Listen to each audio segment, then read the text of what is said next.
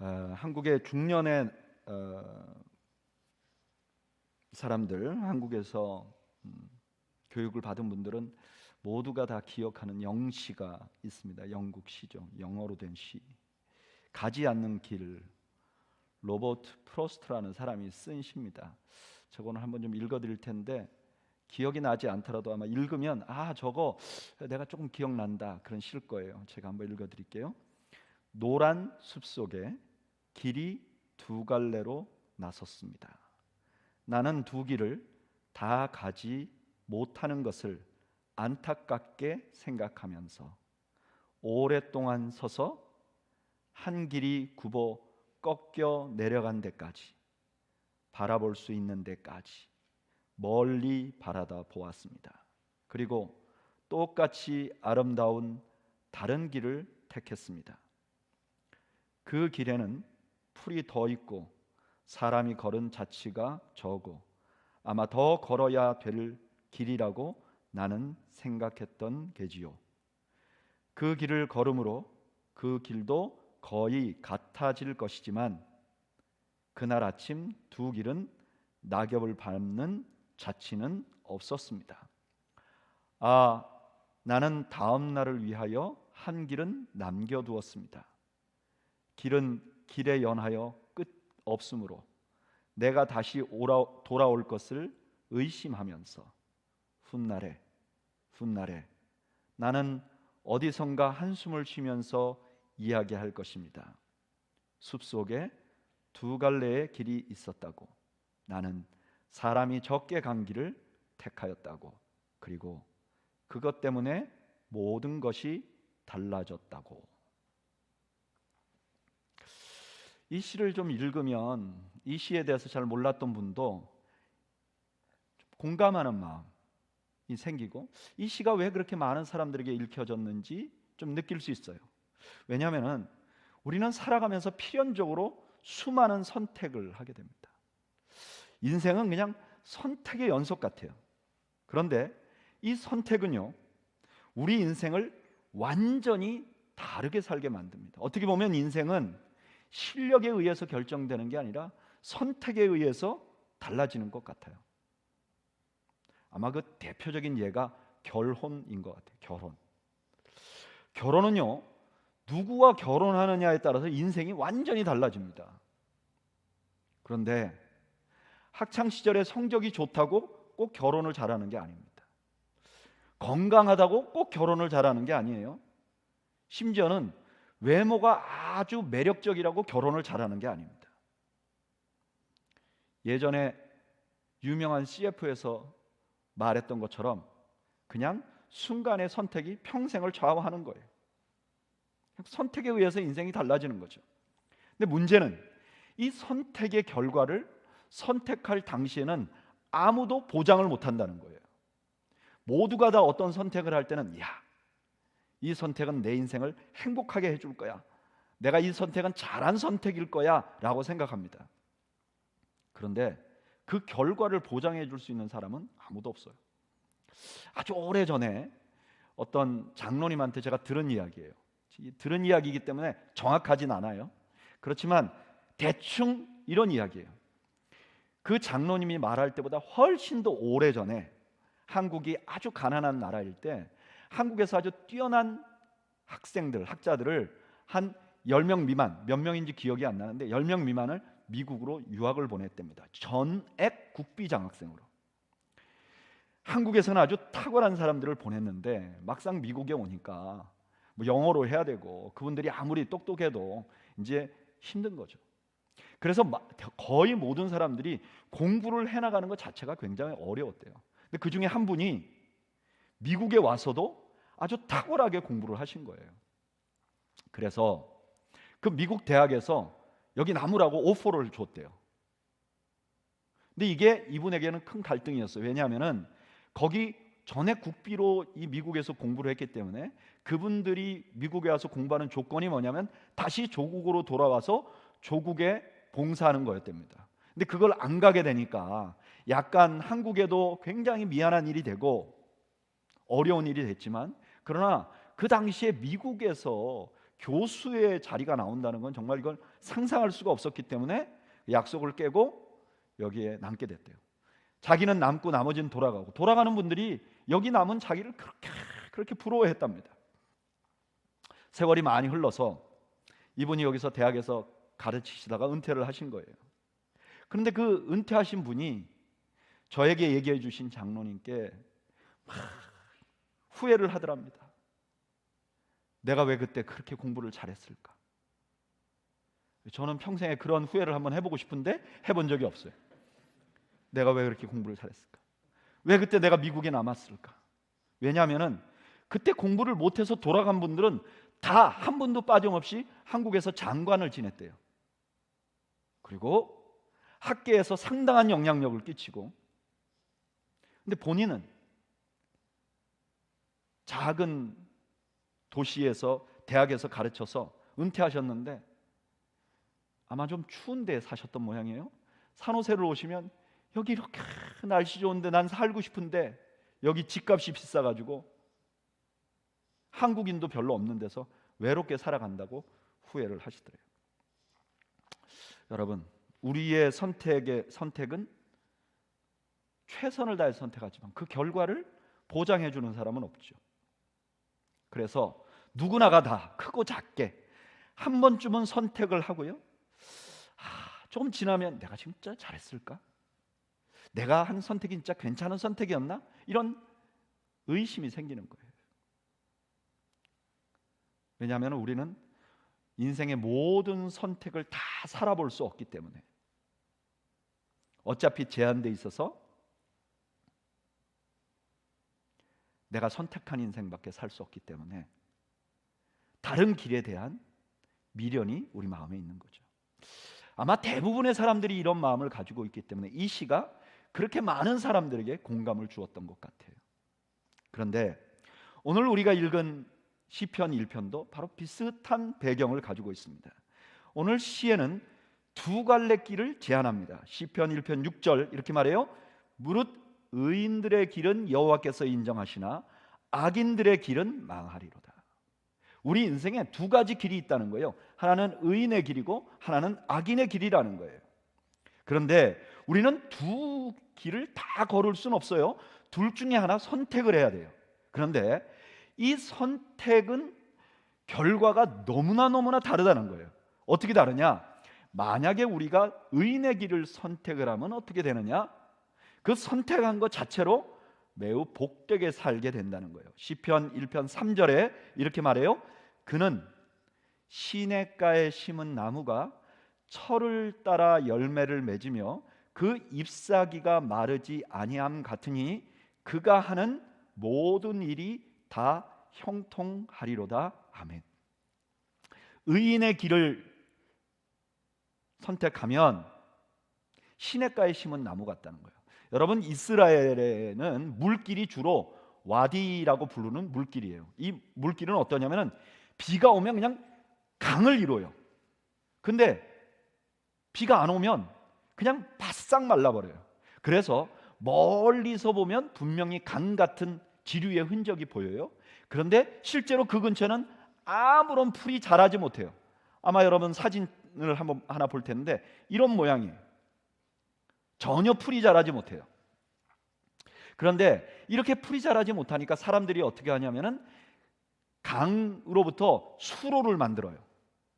그 인공 수로를 만드는데 이 인공 수로가 오늘 시편 1편 3절에 시냇가라는 이 말이 인공 수로예요. 근데 인공 수로를 만들고 나면 이게 그냥 물이 빨리 증발하니까 그냥 나무를 그 수로 근처로 심는 거예요, 사람들이. 근데 여기에 나무가 심겨지면요, 이 나무는 무조건 살아요. 이 나무의 수종이 어떻든지, 이 나무가 어떤 나무든지 그냥 여기에 심기우면 그냥 이 나무는 늘 푸르러요.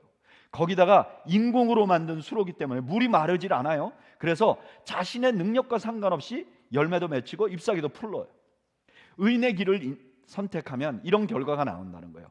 나의 능력과 상관없이 열매도 많고 풍성한 삶을 살게 된다는 거예요. 또 하나, 시편 1편 5절에 보면 이렇게 말해요. 그러므로 악인들은 심판을 견디지 못하며 죄인들이 의인들의 모임에 들지 못하리로다. 두 번째로 의인의 길을 선택하면요, 좋은 신앙의 공동체를 갖게 돼요. 여기 보면 의인의 모임에 악인들이 들지 못한다 그러잖아요. 의인들은 의인들의 모임을 갖는 거예요. 여기 모인다는 말은 예배를 의미합니다. 그러니까 예배 공동체를 갖는 거예요. 신앙의 동력자를 갖는다는 거예요. 내가 의인들이 선택하는 길을 선택하면 좋은 예배 동력자들을 갖게 된다는 거예요. 여러분, 이것 역시 내 인생이 푸르러지는 것만큼이나 큰 축복이죠. 제가 예전에 컴패션에서 일할 때 한 형제가 저에게 와서 이런 간증을 했어요. 이 형제가 원래는 한국에서 제일 큰 교회 중에 한 군데 좀 다녔었는데, 거기 부목사님 한 분이 이제 분립개척을 했대요. 그래서 분립개척을 해가지고 젊은 분들이 교회를 세운 거예요. 근데 이제 좀 미숙하니까 여러 가지로 갈등하다가 결국 그 목사님이 떠나셨어요. 그 과정에 이 형제가 굉장히 많이 상처를 받고 힘들어했어요. 그런데 우여곡절 가운데 이 교회 그 형제도 젊은데 자기보다 훨씬 더 젊은 담임 목사님을 청빙한 거예요. 그래서 이분들이 염려가 굉장히 많았대요. 그런데 지금은 너무 행복하다는 거예요. 그 교회에 다니고 있는 것만으로도 자기는 너무나 성공적인 삶을 살고 있다고 생각한다는 거예요. 그러면서 그 교회에 있었던 일을 하나 저에게 들려주는 거예요. 그 교회의 개척 멤버였던, 개척할 때부터 있었던, 아주 초기부터 있었던 형제 한 분이 아주 굉장히 좋은 직장을 다니는데 하루아침에 직장에서 불미스러운 일로 사직을 당했다는 거예요. 그냥 하루아침에 면직이 돼버린 거예요. 여러분, 그냥 정상적으로 나간 것도 아니고 잘 다니던 직장에서 불미스럽게 나가니까 정말 법정 퇴직금 외에는 아무것도 못 받고 그냥 나온 거예요. 이 형제가 정신적으로 너무 힘들고 충격을 받았고, 거기다가 더 문제는 아직도 젊은데 자기 가족을 부양해야 되는데 그게 너무 걱정이 되는 거예요. 근데 그 교회 처음 개척할 때부터 있었던 10가정이 모여서 이런 결정을 했대요. 자기끼리 모여서 1년 동안 자기들의 수입의 10분의 1을 모아서 이 형제에게 주자 결정을 했다는 거예요. 여러분, 이 10가정이 다 11조를 하는 가정이에요. 그러니까 자기가 세금 내고 자기 수입 중에 10분의 1을 이미 내고 있는 거예요, 교회에다가. 그리고 이분들은 다 젊은 분들이라 돈이 가정에 굉장히 필요해요. 아이들 교육도 해야 되고. 그런데 이분들이 자기들이 내는 11조 말고 다시 10분의 1을 떼서 모아서 이분을 1년간 도운 거예요. 도와서 이분이 1년간 뭘 했냐면 트럭 운전을 배웠대요. 생전 처음. 그래서 이분이 트럭 운전을 배워서 자기가 트럭 운전사로 취직을 할 때까지 이분들이 도운 거예요. 그래서 이 형제가 그러더라고요. 목사님, 내가 1년 동안 죽는 줄 알았어요. 11조를 냈는데 또 11조를 냈으니까 얼마나 힘들었겠어요. 근데 이분의 마음에 이런 마음이 들더라는 거예요. 내가 큰 보험을 들었다. 나는 언젠가 내가 다니는 직장에서 잘려도 적어도 나는 1년은 이렇게 해줄 교회가 있구나. 그래서 그때 그 형제가 직장에서 굉장히 쉽지 않은 이 과정을 지나갔는데, 자기는 직장에서 힘들었는데 주일날 교회 가서 예배드리고 나면 막 은혜를 받는다는 거예요. 회복이 된다는 거예요. 여러분, 의인의 길을 선택하면 이런 공동체를 소유하는 축복을 누린다는 거예요. 또 뿐만 아니라 하나님과 동행하고 칭찬받는 인생을 살 수 있게 돼요. 시편 1편 6절에 이렇게 말해요. 무릇 의인들의 길은 여호와께서 인정하시나. 여기 인정한다는 말은 잘했다 이런 뜻이 아니라 보호해준다, 함께한다 이런 뜻이 있어요. 그러니까 의인의 길을 선택하면 하나님이 늘 함께 하시는 거예요. 그리고 마지막까지 하나님과 함께 하는 거예요. 의인의 길을 선택하면 영적으로도 풍요로운 삶을 누리게 됩니다. 반면에 만약에 악인의 길을 선택하면 어떻게 되느냐? 허무한 인생을 살게 되는 거예요. 시편 1편 4절에 이렇게 말해요. 악인들은 그렇지 아니하며 오직 바람에 나는 겨와 같도다. 이거는 추수 때의 모습을 그리고 있는 거예요. 이스라엘 사람들은 추수 때요 곡식을 걷어들여요. 그래서 이 곡식을 어떻게 하냐면 바람 부는 언덕에서 위로 휙 날려요. 우리 키질 하듯이 휙 날리면 알곡은 즉시로 떨어져요. 근데 쭉정이들은 어떻게 되느냐? 막 날아다녀요. 근데 어떻게 되죠? 떨어진 알곡은 비참하잖아요, 떨어지니까. 근데 꼭쭉정이는 날아다니니까 멋있잖아요. 근데 내려오면 불쏘시개가 되는 거죠. 악인은 그렇다는 거예요.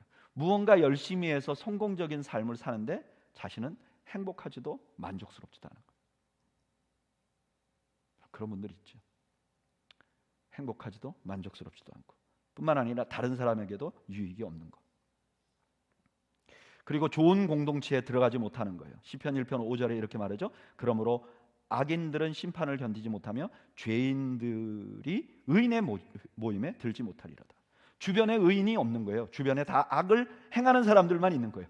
같이 누군가를 해하게 하거나 누군가를 아프게 하는 일만 모여서 의논하는 사람들만 모인 거예요. 근데 더군다나 자기들끼리도 서로 못 믿고 상처 주는 거예요. 마음 편히 이렇게 의지할 공동체를 소유하지 못하는 거죠. 그리고 마지막은 파멸합니다. 1편 6절에 이렇게 말해요. 무릇 의인들의 길은 여호와께서 인정하시나 악인의 길은 망하리로다. 여기 망한다는 것을 세례 요한은 이렇게 설명을 합니다. 누가복음 3장 17절에 손에 키를 들고 자기의 타작마당을 정하게 하사 알곡은 모아 곡간에 들이고 쭉정이는 꺼지지 않는 불에 태우시리라. 마지막에 망하는 거예요. 이쯤 되면 우리가 이런 생각을 합니다. 그러니까 인생을 제대로 살려면 선택을 잘해야 되는구나. 의인의 길을 선택하기만 하면 그냥 내 인생은 피는 거고, 악인의 길을 선택하면 그냥 끝장나는 거구나. 그러면 이제 이런 질문이 생기잖아요. 그러면 어떤 길이 의인의 길이죠? 우리가 학교 다닐 때는 쉬워요. 교과서에 나온 답은, 교과서에 나온 걸로 문제를 낸 건 답이 항상 쉬운데, 인생을 살다 보면 이게 구별하기가 너무 어려워요. 어떤 게 의인이고 어떤 게 악이니까? 어떤 게 잘하는 거고 어떤 게 잘 못하는 걸까? 구별하기가 어려워요. 그러면 그 다음 질문이 생기죠. 그럼 어떻게 그 의인의 길을 선택하죠?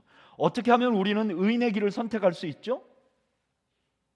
이 질문에 오늘 시편은 이렇게 대답해 줍니다. 시편 1편 2절에 오직 여호와의 율법을 즐거워하여 그의 율법을 주야로 묵상하는도다. 아멘. 여기 즐거워한다는 건 사랑한다는 거예요. 열린 마음을 갖고 있다는 거예요. 주야로 하는 것은 항상이라는 뜻이에요. 여기 묵상한다 이 말은 가만히 눈 감고 있는 게 아니에요. 여기 묵상이라는 말은 중얼중얼한다. 읽은 것을 다시 말한다 혹은 읊조리며 읽는다 이런 의미가 있어요. 그러니까 말씀의 마음을 열고 소리내어 읽는 사람은 의인의 길을 선택하게 된다는 거예요. 여러분 여기서 아주 중요한 전환을 하게 됩니다. 우리는 항상 선택을 하면서 살아가요. 그래서 이 선택이 우리의 인생을 완전히 다르게 만듭니다. 그래서 선택이 너무 중요해요. 그런데 올바른 선택을 하는 것은 너무나 어려워요. 누구도 자신할 수 없어요. 인생의 고민이에요. 그런데 시인은 이렇게 말하는 거예요. 여러분 인생의 선택이 나오면 내가 선택이 탁 문 앞에 닥쳤을 때 얻은 게 옳은지 선택하려고 하면 너무 어려워요. 그리고 이거는 누구도 할 수 없어요. 근데 선택보다 더 중요한 게 있어요. 그게 뭐냐면은 삶의 방식이에요. 습관이에요. 내가 평소에 올바른 삶의 습관을 가지고 있으면 올바른 선택을 할 수 있게 된다는 거예요.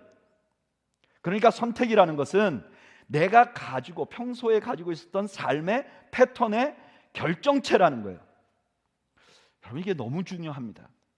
우리가 선택이 너무 중요하다고 하는데요, 이런 선택은 하늘에서 그냥 뚝 떨어져서 우연히 로또같이 결정하는 게 아니에요. 내가 가진 삶의 습관과 배경이 그 선택을 하게 만드는 거죠. 아주 오래전에 매튜리 목사님이 강의를 하시면서 이런 얘기를 하시더라고요. 아버지가 알코올 중독자였던 집에서 자란 딸은 알코올 중독자 남편을 만날 확률이 높대요. 왜냐하면 아버지가 알코올 중독자였던 건 너무 싫은데 그거 빼놓고 그 아버지에게 익숙해져서 그 알코올 중독만 빼놓고 나머지 그분이 가지고 있는 모든 패턴에 아주 익숙한 남자를 만나면 매력을 느낀다는 거예요. 그러니까 그분이 선택은 한 번 했지만 사실 그 선택 뒤에는 그분 삶에 들어있는 큰 삶의 습관이 그 선택을 하게 만들었다는 거예요.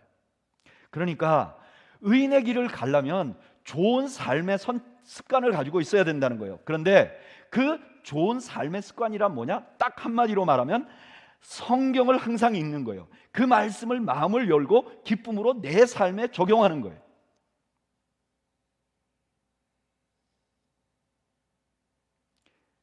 좋은 선택을 하기 위해서는 내가 매일 성경을 읽고 그것을 기쁨으로 나의 삶에 적용해야 된다는 거예요.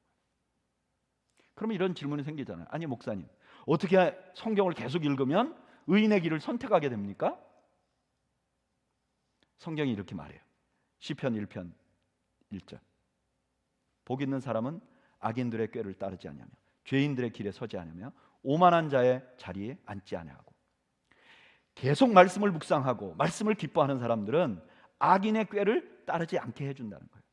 여기 악인의 꾀라는 건 악한 의도를 가진 사람이에요.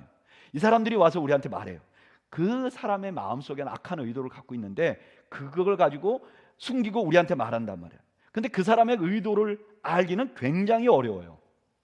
그런데 성경을 매일매일 읽는 사람은 그 악한 의도를 분별해낼 수 있는 지혜를 갖게 된다는 거예요. 여러분, 이거 우리 주님께 우리가 이런 모습을 많이 봅니다. 우리 주님은요, 누가 와서 주님께 질문하면 그 사람 의도를 파악해요. 근데 이건 예수님만 그런 게 아니에요. 사도 바울도 보면 서신서에 보면요, 악한 자들이 교회 안에 들어왔는데 그들의 의도가 무엇인지 분별하라고 계속 말해요. 말씀을 계속 많이 읽으면 나에게 말하는 사람의 의도는 파악할 수 있는 지혜를 갖게 된다는 거예요. 두 번째로, 죄인의 길에 서지 않게 해줘요. 여기 죄인은 이미 죄를 지은 사람이에요. 성경을 계속 읽으면요, 우리가 죄인들과 함께 죄 짓는데 계속 가지 못하게 해준다는 거예요. 성경이 어떻게 해서 그럴 수 있느냐? 우리 지난주에 말씀 보면서 읽었던 본문에 이런 말씀이 있어요. 디모데후서 3장 16절. 모든 성경은 하나님의 감동으로 된 것으로 교훈과 책망과 바르게 함과 의로 교육하기에 유익하니. 제가 이 본문을 그림으로 한번 그려봤어요. 여러분, 여기에 교훈이라는 건 뭐냐면 긍정적인 얘기예요. 이렇게 살면 괜찮아요, 이렇게 살아야 돼요, 이렇게 쭉 가는 거예요. 근데 책망이란 뭐냐? 올바로 가지 못하는 때가 있는 거예요. 우리가 죄를 지면 성경이 책망을 하는 거예요. 그렇게 하면 안 된다고.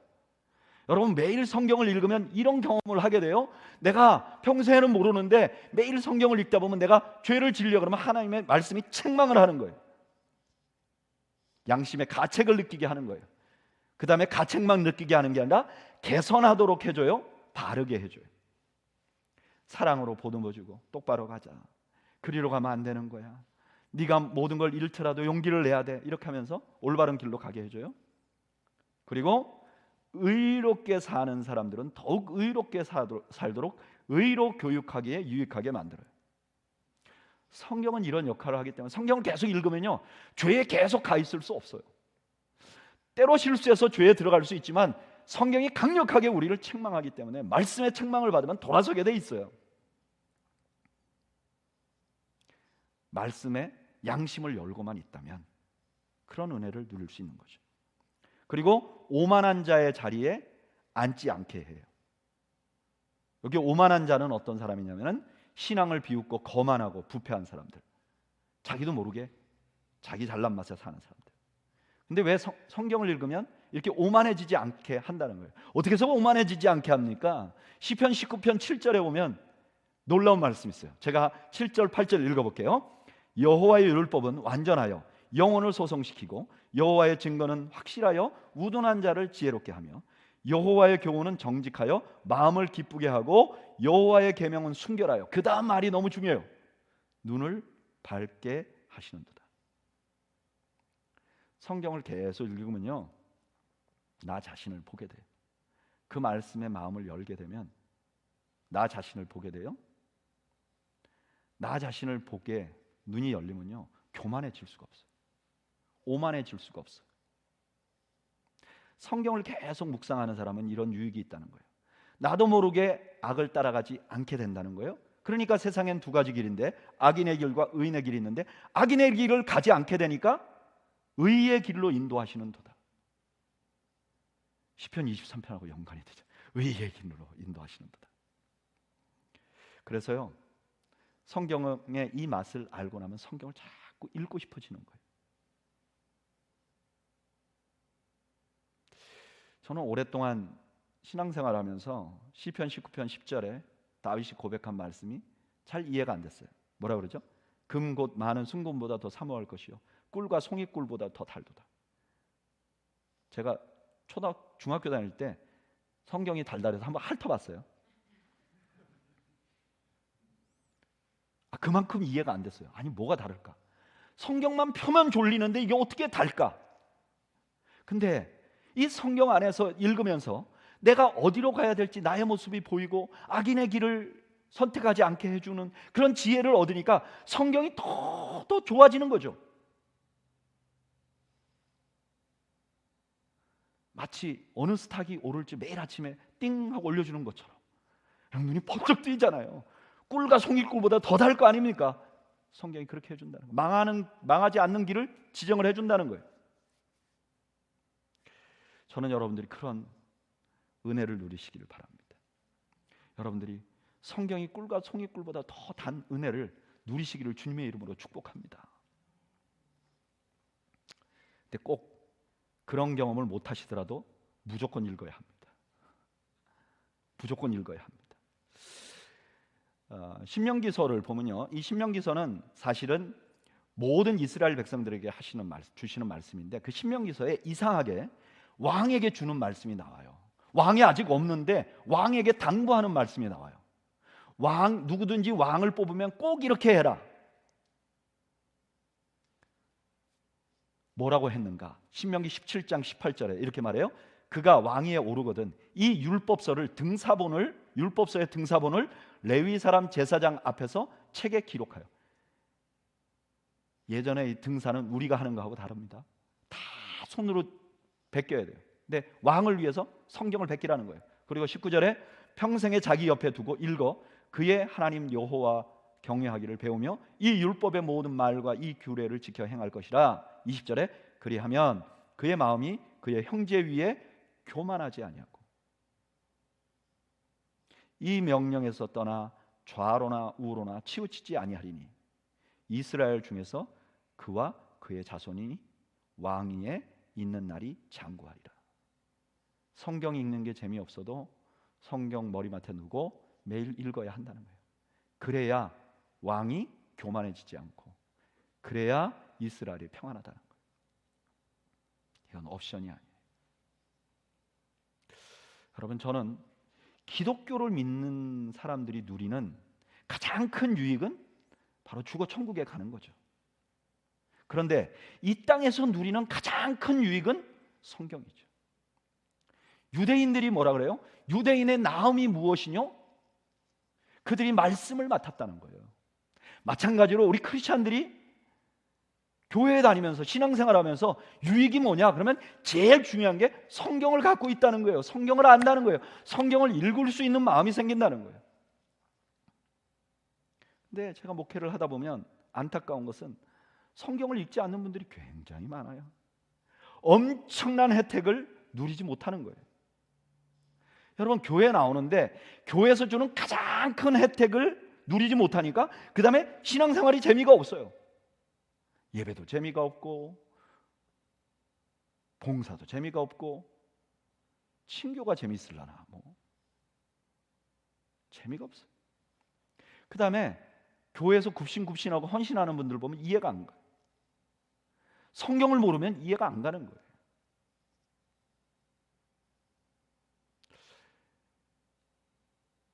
저는 이런 분들 참 안타까워요. 교회 나오는데 제일 큰 유익이 성경에서 우리에게 유익을 주는 거예요. 저는 우리 성도들이 이 유익을 모두 누리시기를 주님의 이름으로 축원합니다. 더 안타까운 건요, 성경을 읽기는 많이 읽는데 자기에게 적용 안 하는 거예요. 말씀을 많이 아는데 다른 사람 지적하고 정작 자기는 잘못된 선택을 해요. 저는 목회자가 된 초기에 노회를 가끔 가보면 이런 분들이 노회 목사님들 중에 너무 많은 거예요. 그냥 평소에는 너무 좋으신데 그냥 노회에 무슨 문제가 생기면 그냥 엄청난 활약을 하는 거예요. 일어나서 말씀하시면 성경 구절 잘 하면서 말씀을 하세요. 근데 정작 그분이 목회하는 교회를 보면 이 목사님이 늘 미숙한 결정을 하셔갖고 그 교회는 매일 시끄러워. 근데 노예에서는 성경 구절을 가지고 막 날아다니세요. 제가 그때 난 저러면 안 될 텐데, 난 저런 목사가 안 돼야 되겠다, 그런 생각을 했어요. 그래서 큐티를 하게 된 거죠. 적어도 내가 매일 말씀은 읽어야 되겠다. 그럼 많이 못 읽어도 적어도 큐티 교재에서 할당하는 한 반 페이지라도, 한 페이지라도 내가 매일 읽고 이 말씀을 나의 삶에 적용해야 되겠다. 제가 다른 거 다 포기해도 큐티는 포기할 수 없었어요. 더군다나 고통이 오면 큐티가 더 깊어지고 더 열심히 하게 돼요. 어려움이 오면. 저는 우리 사랑하는 그레이스밸리 교회 성도 모두가 교회에 와서 하나님 말씀 때문에, 성경 때문에 구원을 얻는 지혜를 얻기를 바라요. 그리고 그 성경 때문에 이 땅에서 살아가는 엄청난 유익을 누리시기를 바라요. 올해 우리 교회 주제가 Back to Basic이에요. 여기 Back to Basic은 그냥 Back to Bible하고 똑같은 말이에요. 한마디로 말하면 성경을 읽자는 거예요. 근데 이거는 단순히 올해 우리 교회가 그냥 올해 2021년만 성경을 읽자, 그런 뜻이 아니에요. 이거는 인생의 올바른 선택을 하기 위해서 아주 중요한 초석을 놓아가자고 결정을 하는 거예요. 우리 그레이스밸리 교회가 이제부터 앞으로는 성경 말씀에 근거해서 가겠다고 결단하는 거예요. 우리 모든 성도들이 매번 다른 선택을 하게 될 텐데 그 선택에 가장 초석을 놓을 습관을 우리 몸에 갖자는 거예요. 그래서 우리 교회도 올바른 선택을 하고 우리 성도들도 올바른 선택을 하는 그런 교회가 되자는 거예요. 여러분, 이 선택은 젊은 사람들에게만 필요한 게 아니에요. 선택의 지혜는 어떻게 보면 나이가 들면 들수록 더 중요한 것 같아요. 여러분, 좀 젊을 때는 내가 선택을 해도 이거 잘못되면 다른 선택하지, 이럴 수 있잖아요. 근데 나이가 들어서 선택 잘못하면 이거 굉장히 어려운 것 같아요. 그래서 나이가 들면 들수록 우리가 말씀 앞에 가야 돼요. 내 나이가 어리지 않다고 생각하면 할수록 하나님 말씀 앞에 더 가서 말씀 매일 읽어야 돼요. 그리고 그 말씀에 기초해서 생각하고 말씀에 따라가고 말씀이 주시는 지혜를 가지고 선택하도록 바꿔나가야 돼요.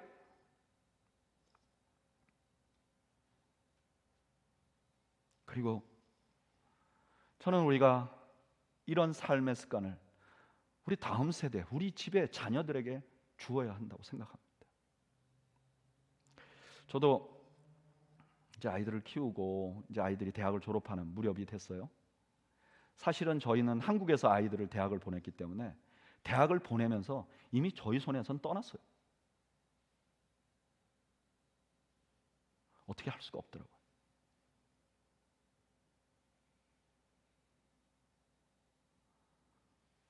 이 아이들이 살아가는 인생이 우리가 살아가는 인생, 살아왔던 인생보다 훨씬 더 결정이 어려운 것 같아요. 그리고 그 결정에 미치는 영향이 훨씬 더 큰 것 같아요. 저는 제 아이들이 자기 인생에 닥치는 여러 가지 선택에서 의인의 길을 선택하기를 바라요. 진심으로. 근데 문제는 그 아이도 어느 게 의의 길인지 헷갈리고 나도 잘 모르겠어요. 뭘 해줘야 할까요? 우리가 가정에서 같이 성경을 읽어야죠. 성경 읽는 습관을 들여야죠.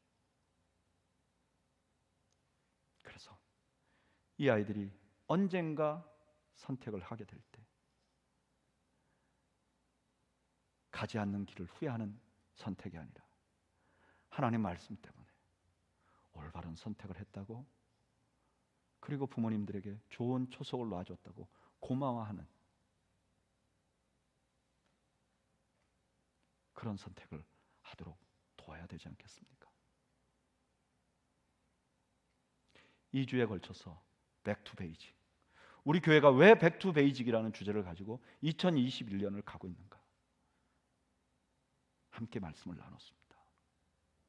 여러분, 우리 교회는 하나님의 말씀이 원하는 대로 선택하는 교회가 되기를 바랍니다. 우리 성도들은 하나님 말씀이 원하는 대로 선택하는 성도들이 되시길 바랍니다. 그래서 여러분들 보기만 해도 시냇가에 심은 나무 같은, 분명히 저기 가뭄이 좀 든 것 같은데 그래도 푸르르 청청하고, 저기 조금 벌레가 있는 것 같은데 그래도 푸르르 청청한 그런 은혜가 우리 각 성도들의 가정에 일어나기를 주님의 이름으로 축원하고요. 우리 그레이스밸리 교회도 그런 은혜가 충만하시기를 주님의 이름으로 축원합니다. 우리 한번 잠시 기도할까요? 우리 잠시 눈을 감고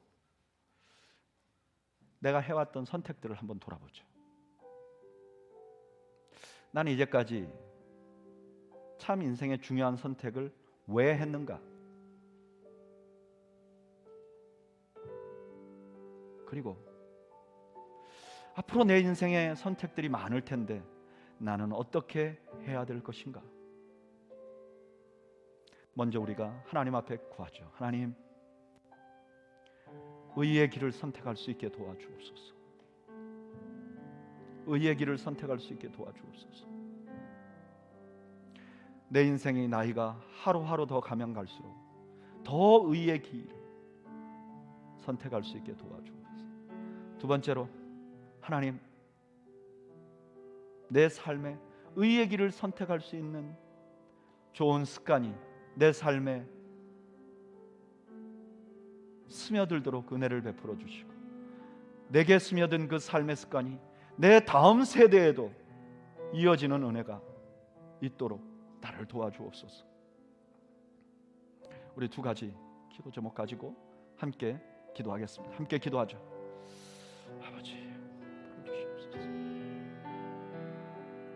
불러주시옵소서.